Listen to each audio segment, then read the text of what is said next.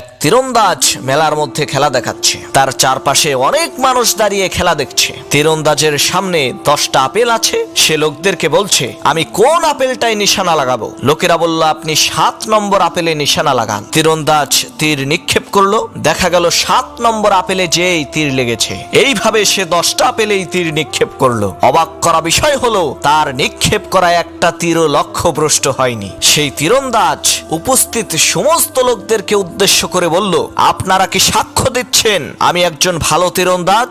সমস্ত লোকেরা বলল, হ্যাঁ, অবশ্যই আপনি একজন ভালো তীরন্দাজ।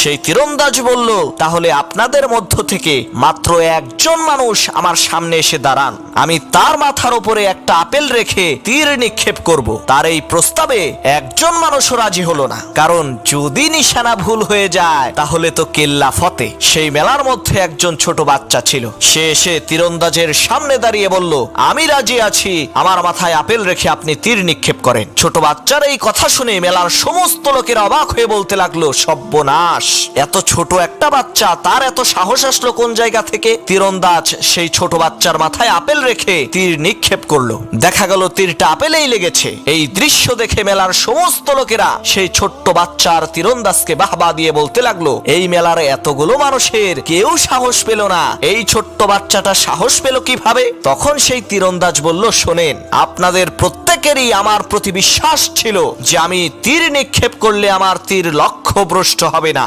কিন্তু আপনাদের কারো একিন ছিল না। আর এই ছোট বাচ্চাটার একিন ছিল। কারণ হলো, এই ছেলেটি আর কেউ না, সে আমারই সন্তান। ছোটবেলা থেকেই তার মাথায় আপেল রেখে এইভাবে আমি তীর নিক্ষেপ করি, যার কারণে তার দিলের মধ্যে একিন হয়ে গেছে যে অবশ্যই অবশ্যই তীরটা এসে আপেলেই লাগবে। শোনো মুসলমান, আমরা ওই মেলার লোকদের মতোই, আমরা সবাই বিশ্বাস করি যে আল্লাহ তাআলাই আমাদেরকে সমস্ত বিপদ থেকে রক্ষা করবেন, কিন্তু আমরা একিন করি না, যার কারণে আমরা আল্লাহ তাআলার সাহায্য থেকে মাহরুম হয়ে যাই।